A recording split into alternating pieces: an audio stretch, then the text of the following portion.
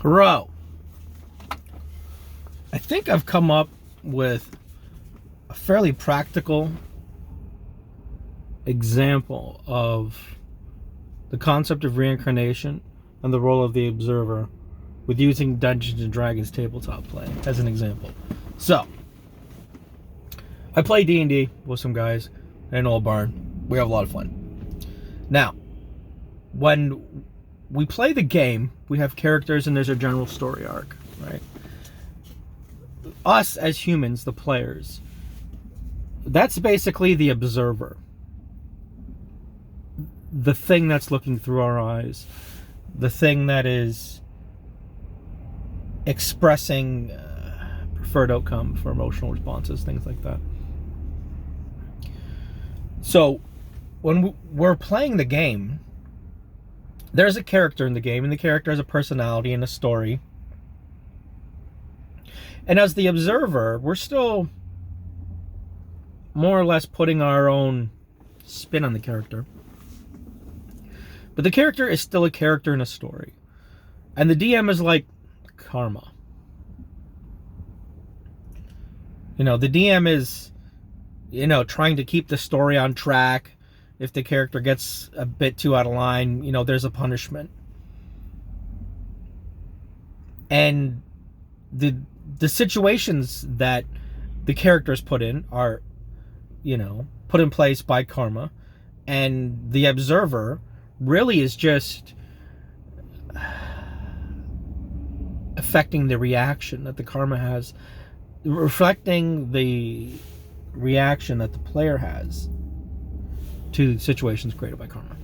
So, now let's imagine, it's like one of the guys who play with, his name's Alex. So let's imagine, and our DM is the guy named Dave. So let's imagine our current game has ended, and I haven't played for a couple of years, right? And I think, you know what, I'd like to play D&D again.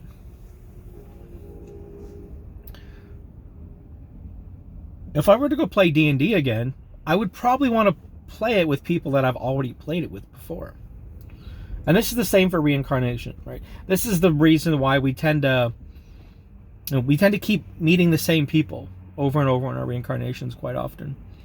So let's imagine a few years have passed.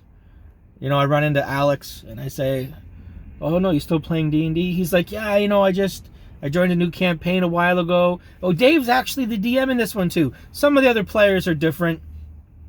Well, we might have a couple openings coming up maybe, and there's another guy that we play with named Steve, right? Well, periodically, Steve's busy, but every now and then he comes in and sits down for a game, and that's kind of like this person that maybe you've met through your past lives and run into from time to time. And then I say, you know what? Yeah, I wouldn't mind playing again. So when I go to play, I'm playing with people that are familiar, right? But it's not the exact same thing. It's kind of different, right? So, I might contact Dave and say, "Oh, I heard you're still running games.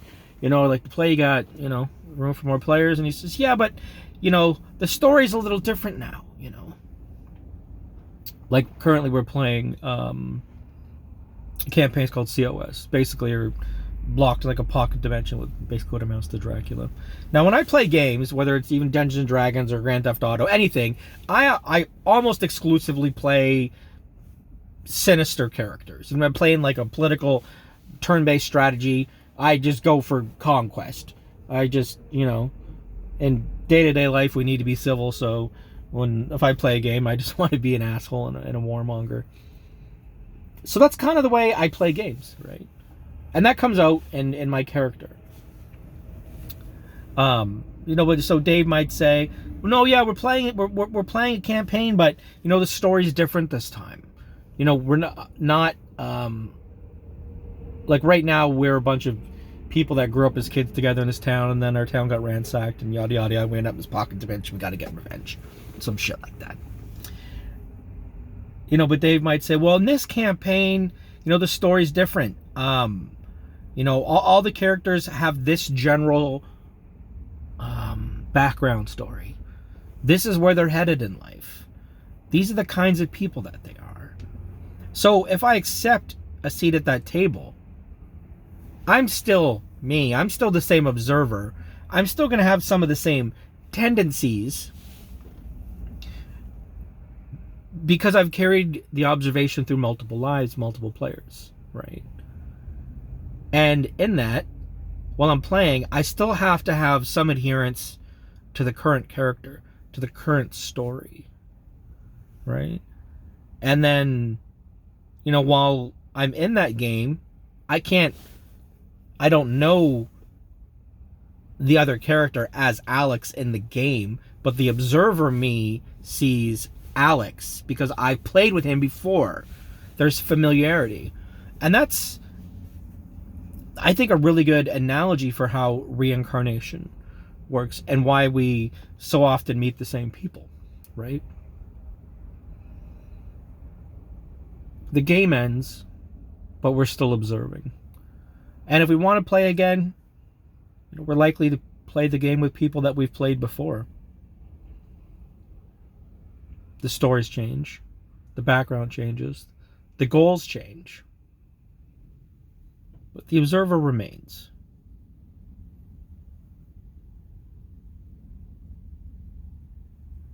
The observer always remains. And so while the character I play in that second game, he still might be devious. He still might be a little manipulative. It's not the same as my previous character. Similar. Some of the things the previous character has learned through the way Dave runs the game will affect the way that this new character reacts, because this observer, he's played this game before. He knows the way karma manages these situations. And even though the situation's different, karma's rules, they don't change a hell of a lot. I might know that under certain circumstances, Dave is almost certainly going to make things go a certain way, and be it the fact that I've played this game before, and I've dealt with karma before. And the character does have its independent story, its independent goals. Knowing the way that that's probably going to play out, and being an experienced player, that's going to affect my decisions as an observer. I mean, to me, that makes sense. Does it make sense to you? I have no idea. By the way, have a good day.